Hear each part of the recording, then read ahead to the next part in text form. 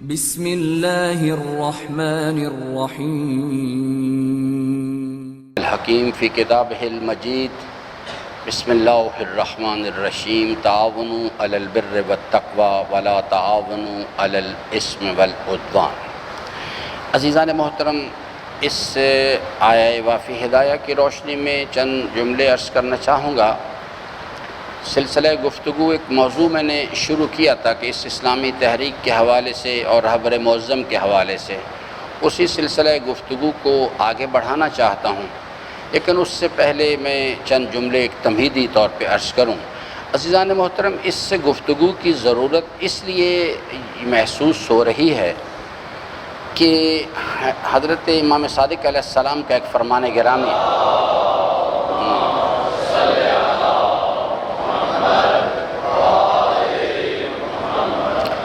کہ فرماتے ہیں کہ قائم آل محمد کا ظہور اچانک ہوگا۔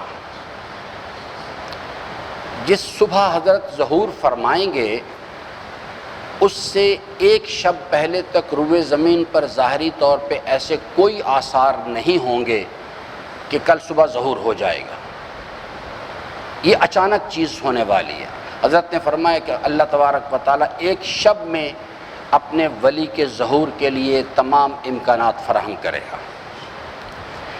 یہ ایک تو یعنی تاریخی نقطہ نظر سے یا علمی نقطہ نظر سے ایک بحث ہے، ایک اس کے پریکٹیکل اس کی اپلیکیشنز ہیں۔ آخر امام علیہ السلام نے یہ کیوں ضرورت محسوس کی کہ اس چیز کا تذکرہ کریں؟ بہت ساری باتیں جو پردہ غیب کے اندر ہیں، یہ بھی پردہ غیب میں رہتی۔ کیوں اس چیز کو انہوں نے ایلیبوریٹ کیا، کیوں اس کو ہائی لائٹ کیا کہ اچانک ہوگا؟ وہ اس لیے کہ تاکہ میں اور آپ اپنے آپ کو آمادہ کریں اس چیز کے لیے۔ حضرت فرماتے ہیں کہ آمادگی نہ ہونے کے نتیجے میں جب صبح کے وقت اذان فجر کے ساتھ اعلان ظہور ہوگا کہ تو اکثر لوگ جو ہیں وہ اسی واسطے غفلت میں رہیں گے، اور پھر وہ لوگ جو ہیں وہ عصر کے وقت شیطان ایک آواز لگائے گا۔ اور یہ جو ٹیکنالوجی کی ترقی ہو رہی ہے، یہ اصل میں ایک تو اینگل ہے نا جو انسان اپنے پوائنٹ آف ویو سے اس کو دیکھ رہا ہے، ایک ہے اس کے پیچھے الہی ارادہ کام کر رہا ہے۔ آپ صرف گزشتہ 50-60 سال کی ٹیکنالوجی ایڈوانسمنٹ جو ہے صرف کمیونیکیشن کے اندر اگر آپ دیکھیں تو گزشتہ 2000 سال کو ایک طرف رکھیں اور صرف یہ 60 سال کے عرصے میں نسل آدم نے کمیونیکیشن کے اندر جو امپرومنٹ کی ہے اس کو یہ زیادہ ہے، اور وہ 2000 سال کا سفر اس میں کم ہوئی ہے۔ یہ اس کے پیچھے صرف ایک پہلو پر آپ کو توجہ دلاتا ہوں۔ آپ دیکھیے جب حضرت موسیٰ علیہ السلام علی نبینا نے اعلان نبوت کیا اور میدان عمل میں اترے تو اس وقت جادوگروں کا زور تھا، تو حضرت موسیٰ علیہ السلام علی نبینا کو جو امکانات دیے گئے اس نظام کو کاؤنٹر کرنے کے لیے اس کے اندر تھا کہ ان کو عصا دیا گیا اس قسم کے، جس کے ذریعے سے اس وقت کے جو بڑے بڑے ماہرین تھے، بڑے بڑے جادوگر جو تھے، وہ بالکل بے بس ہو گئے۔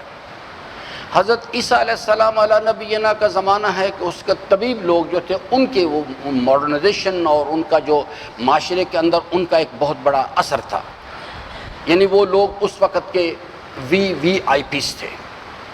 حضرت عیسیٰ علیہ السلام کو اللہ تعالیٰ نے اس قسم کے معجزات دیے جس نے ان لوگوں کو بالکل معطل کر کے رکھ دیا، وہ بالکل عاجز ہو گئے اس کو۔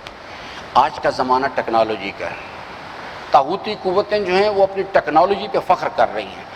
آنے والا جو ہے وہ ٹیکنالوجی کے ذریعے سے آئے گا، اس کے پاس جو اللہ تعالیٰ اس کو امکانات دے گا، یہ نہیں کہ وہ ٹیکنالوجی ان کے لیے کوئی فخر ہے، ان کے لیے فخر وہی چیز ہے جو ان کے جد بزرگوار نے کہا کہ کفالی فخراً ان اکون لک عبدا۔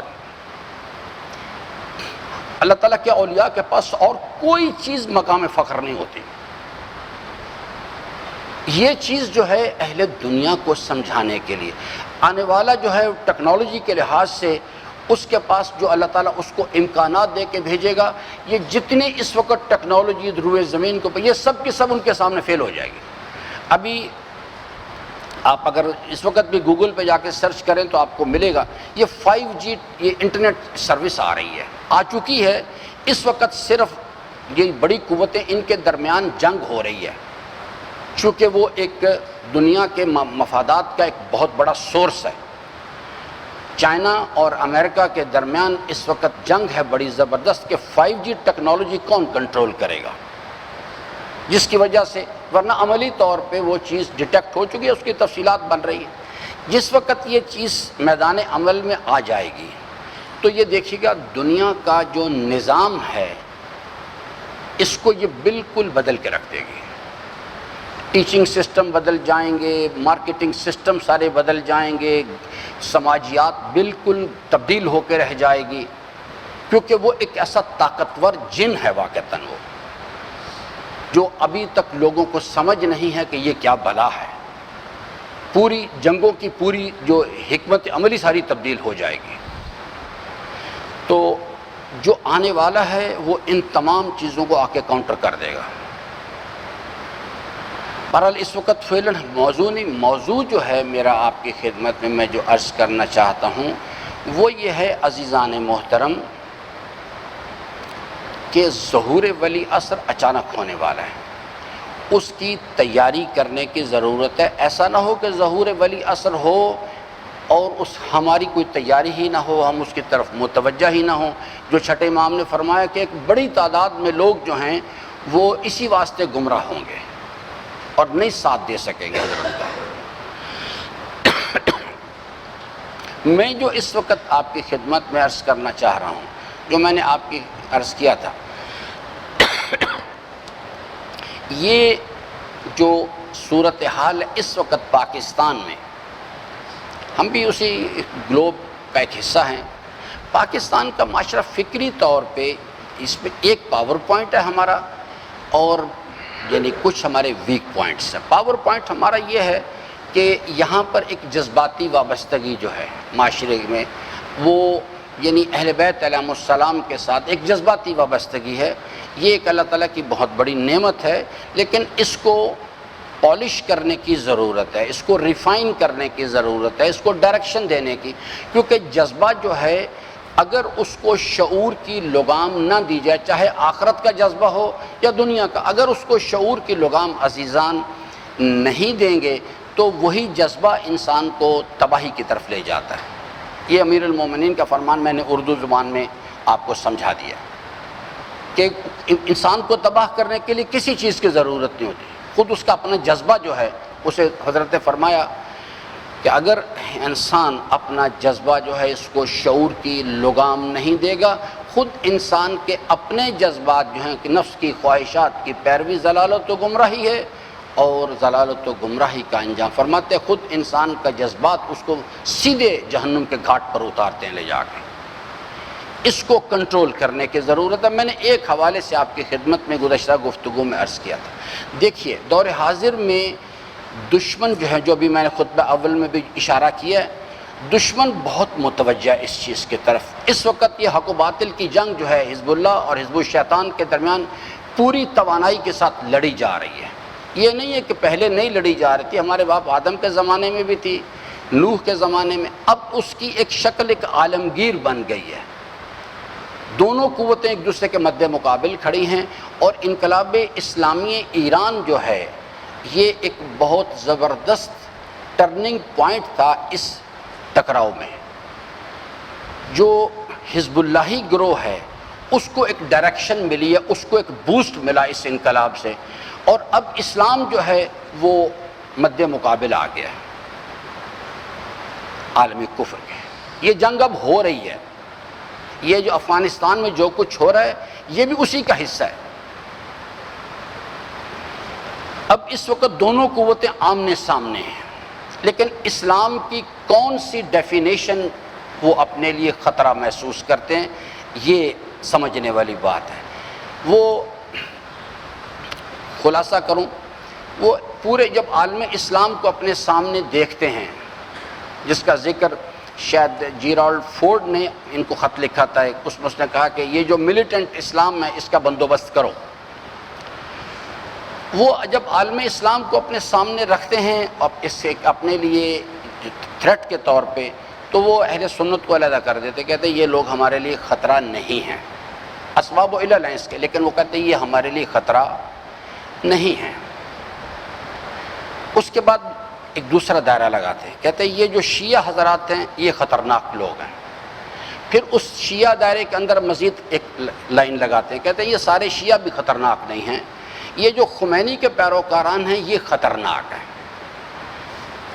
پھر اس کے بعد وہ کہتے ہیں اب اس وقت عملی شکل میں جو چیز ہے وہ کہتے ہیں یہ جو علی خامنائی کے پیچھے جو لوگ کھڑے ہیں یہ خطرناک لوگ ہیں۔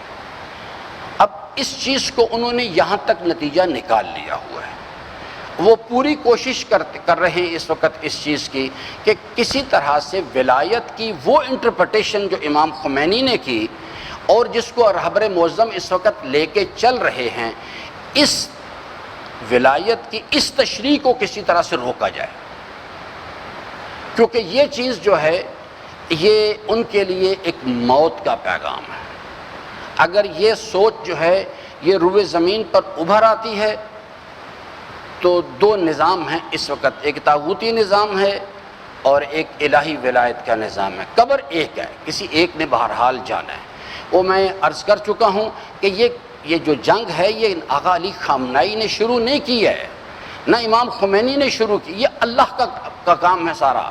اللہ تعالیٰ نے یہ اس پروگرام کو کہ ہم اپنے دین کو لیظہرہ علی الدین کلہ، ہم اپنے دین کو تمام ادیان باطلہ پہ غالب کریں گے۔ دو رکاوٹیں، ولو کرہ الکافرون، ایک یہ لوگ، ولو کرہ المشرکون دوسرا گروہ۔ اللہ تعالیٰ کا اعلان ہے کہ ہم ان کو برباد کر کے رکھ دیں گے، یہ کتنا ان کو ناگوار کیوں نہ گزرے یہ بات، ہم اپنے دین کو تمام ادیان باطلہ پہ غالب کریں گے۔ یہ خوش قسمت ہوں گے وہ لوگ جو اس بات کو سمجھ جائیں اور اس الہی تحریک میں شامل ہو جائیں۔ یہ اللہ کا ہم پر احسان ہوگا کہ اگر وہ ہمیں اپنے دین کی خدمت گزاری کے لیے منتخب کرے۔ ہمارا اللہ پر کوئی احسان نہیں ہے بالکل بھی کہ ہم اللہ پر کوئی احسان کریں گے جا کے۔ یہ اللہ تبارک و تعالیٰ نے کیٹیگوریکلی باتیں سمجھائی ہیں۔ فرماتا ہے کہ اے میرے حبیب ان کو بتاؤ، ان سے کہو کہ یہ تمہارے پروردگار کا تم پر احسان ہے کہ میں نے ان کو صاحب ایمان کر دیا ہے، ان کا ہم پر کوئی احسان نہیں کہ یہ ایمان لے آئے ہیں۔ یہ لطف عظیم ہے اس پروردگار کا ہمارے اوپر۔ جو خوش قسمت ہوں گے وہ لوگ جو اس بات کو سمجھ جائیں گے۔ اور اس وقت صرف یہ شکل جو ہے اسلام کی، جس کو اسلام کی وہ تشریح، وہ تعویل، جس کو رہبر معظم ولایت الہی ولایت کا جو نظام ہے، جس کی جو تشریح رہبر معظم کر رہے ہیں، یہ ہے اصل دشمن کے لیے خطرہ۔ حضرت امام خمینی فرمایا کرتے تھے کہ اگر تمہیں نہ سمجھ آئے کہ حق کہاں پہ ہے تو فرمایا کہ میں تمہیں ایک فارمولہ بتاتا ہوں۔ فارمولہ یہ ہے کہ جس چیز کی امریکہ تائید کرے سمجھ لو کہ وہ مفاد اسلام کے خلاف ہے، فرد کی تائید کرے سمجھ لو وہ فرد مفاد اسلام کے خلاف ہے، جس نظام کی امریکہ تائید کرے سمجھو وہ مفاد اسلام کے خلاف ہے، انسانیت کے مفاد کے خلاف، اور جس شے کی، جس فرد کی، جس نظام کی امریکہ مخالفت کرے سمجھ لو یہ انسانیت کے فائدے میں ہے کوئی چیز۔ یہ ایک نظام ہے باقاعدہ طور۔ دشمن اس وقت جو ہے وہ اس بات پہ انہوں نے بہت ساری میتھڈالوجیز ہیں ان کے پاس، اس موومنٹ کو روکنے کے لیے وہ کوشش کر رہے ہیں۔ ان میں سے ایک حربہ جو ہے وہ یہ ہے کہ رہبر معظم کی کردار کشی کی جائے، ایک پہلو جو ہے اس کے اوپر۔ اب اس وقت پاکستان میں یہ جو کردار کشی کا پہلو ہے یا اس موومنٹ کو روکنے کے لیے بہت پیسہ لگایا جا رہا ہے، کام کیا جا رہا ہے۔ یہ جو آپ دیکھ رہے ہیں اس وقت یہ سوشل میڈیا کے ذریعے سے آپ کو خبریں مل رہی ہیں کہ یعنی کل پرسوں میں نے دیکھا اس پہ سوشل میڈیا پہ وہ کچھ حضرات ہیں وہ یعنی مٹکے جو ہیں سر پہ توڑ رہے ہیں، کوئی حضرات کچھ کر رہے ہیں، کوئی کچھ کر رہے ہیں۔ یہ کیا چیز ہے؟ یہ اصل میں کھیل ہے، اصل میں ایک وہ اس کے اوپر بے تحاشا پیسہ لگا رہے ہیں پاکستان میں بھی اور پورے گلوب پہ۔ وہ چاہتے ہیں کہ کسی طرح سے اس موومنٹ کو، سب سے پہلا آئیڈیل جو چیزیں میں نے جو بتائی تھی، وہ چاہتے ہیں اسے کرش کر دیا جائے، یہ صدام سے حملہ اسی لیے کروایا گیا تھا، یعنی اس کا ایک پہلو میں نے عرض کر رہا ہوں۔ اگر کرش نہ کر سکیں تو دوسرے مرحلے میں اس کو ڈی ٹریک کیا جائے، اس کو انحراف میں ڈال دیا جائے، فکری اور عملی انحراف میں ڈال دیا جائے۔ اور یہ جو تمام لوگ ہیں، یہ غضنفر تونسوی و فلان ان کا جو بابا ہے اوپر بیٹھا ہوا ہے صادق شیرازی جو ہے، یہ سب لوگ اسی پروجیکٹ پہ کام کر رہے ہیں۔ ان کو باقاعدہ طور پہ گائیڈ لائن دی جاتی ہے، ان کو پیسے دیے جاتے ہیں اور کہ نہیں آپ تشیع کو انحراف میں ڈالیں۔ خود رہبر معظم کی کردار کشی کے حوالے سے چونکہ وقت نکل گیا، 3 مختلف شکلیں ہیں اس وقت۔ کچھ لوگ ہیں جو بالکل کھلم کھلا رہبر معظم کی مخالفت کر رہے ہیں پاکستان میں، ان کی کردار کشی کرتے ہیں، توہین کرنے کی کوشش کرتے ہیں، ایک یہ گروہ ہے۔ دوسرا گروہ وہ ہے جو کہ خاموش ہے، وہ اپنی خلوتوں میں رہبر معظم کی توہین بھی کرتے ہیں اور رہبر معظم کے مخالفت بھی کرتے ہیں، اور جو ان کے قریبی لوگ ہیں ان کو وہ اس مسئلے میں گائیڈ بھی کرتے ہیں۔ اس پر ہم تفصیل کے ساتھ، یہ سب سے خطرناک گروہ ہے۔ تیسرا گروہ وہ جو ہے وہ یہ ہے کہ وہ ظاہری طور پر رہبر معظم کی تائید کرتا ہے، جب وہ تقریر کرتے ہیں پیچھے تصویر بھی لگاتے ہیں، وہ رہبر معظم کو مانتے ہیں لیکن رہبر معظم کی نہیں مانتے۔ یہ سب سے خطرناک لوگ ہیں، کیونکہ لوگ ان کے بارے میں یہ نظریہ رکھتے ہیں کہ یہ تو آغا علی خامنہئی کے پیروکاران ہیں، حالانکہ وہ رہبر معظم کے پیروکاران نہیں ہیں۔ وہ رہبر معظم کا شیلٹر لیتے ہیں اور وہاں سے اپنے پروگرام چلاتے ہیں۔ کیونکہ وقت نکل گیا، یہ 3 چیزیں اگر آپ پیش نظر رکھیں، اگلی گفتگو میں تینوں کے بارے میں تفصیل سے، اس وقت 2021 میں جب میں آپ سے بات کر رہا ہوں، یہ تینوں گروہ پاکستان کے اندر کام کر رہے ہیں۔ پہلا گروہ وہ ہے جو کھلم کھلا مخالفت کرتا ہے، گالیاں دیتا ہے، ان کی کردار کشی کرتا ہے، کیونکہ راستہ وہی ہے۔ میں آپ کی خدمت میں عرض کروں، میں آخری جملہ عرض کر رہا ہوں، اگر دور حاضر میں اس الہی تحریک کے ساتھ جس کا اعلان اللہ تبارک و تعالیٰ نے کیا تھا، تو راستہ صرف ہے کہ آغا علی خامنہئی کے ساتھ کھڑے ہو جائیں، ادھر ادھر نہ جائیں، ورنہ انسان اینڈ آف دا ڈے جا کے پھر اسے پچھتانا پڑے گا۔ اللہ تعالیٰ سے امیدوار ہوں کہ اللہ تبارک و تعالیٰ ہم سب کو اپنے رضا کی راہیں جو ہیں ان کو شناخت کرنے اور ان پر عمل پیرا ہونے کی توفیق عطا فرمائے۔ بسم اللہ الرحمن الرحیم، والعصر ان الانسان لفی خسر الا الذین آمنوا وعملوا الصالحات وتواصوا بالحق وتواصوا بالصبر۔